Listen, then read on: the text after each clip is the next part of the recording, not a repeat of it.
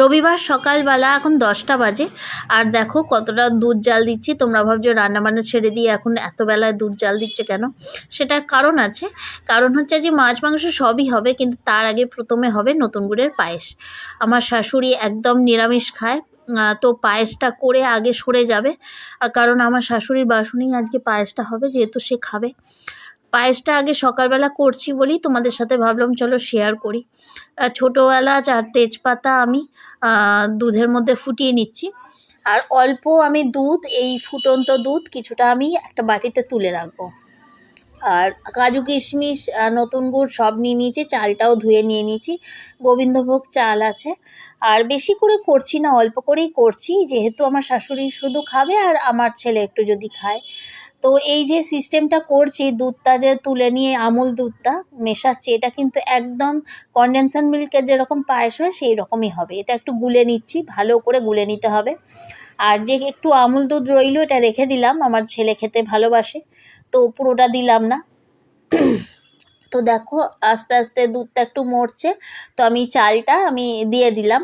চালটা এবার ফুটে সেদ্ধ হবে, সেই সময়টা তো দিতে হবে। তো এই দুধের মধ্যেই ফুটে সেদ্ধ হয়। তো দেখো চালটা সেদ্ধ হয়ে গেছে। এটা 10-12 মিনিট ফুটলেই চালটা সেদ্ধ হয়ে যাচ্ছে। এবার চালটা সেদ্ধ হয়েছে কনফার্ম হয়ে কিন্তু তারপরে গ্যাসটা নিভিয়ে দিতে হবে। তারপরে কিন্তু গুড়টা দিতে হবে। অনেকেই আছে গুড় দিলে বলে দুধ ফেটে যায়। অ্যাকচুয়ালি গ্যাসটা নিভিয়ে দিয়ে একটুখানি 2 মিনিট বাদে যদি গুড়টা দেওয়া হয়, ওটা কিন্তু গরমে অটোমেটিক মেল্ট হয়ে যাবে। আর দুধটারও কোনো সমস্যা হয় না। কারণ পাটালি অনেক সময় একটুখানি টকের মধ্যে দুধটা ফেটে যায়, এটা কিন্তু হবে না। দেখো কি সুন্দর মেল্ট হয়ে গুড়টা গলে গেছে। এত সুন্দর ঘন আর এত সুন্দর গোবিন্দভোগ চালের গন্ধ ছাড়ছে, আমার ভীষণ ভালো লাগে। শুনতেই ভালো লাগে, খেতে না। ছেলে আর আমার হাজব্যান্ড আর আমার শাশুড়ি খেতে ভালোবাসে, আমি খুব একটা পায়েস ভালোবাসি না।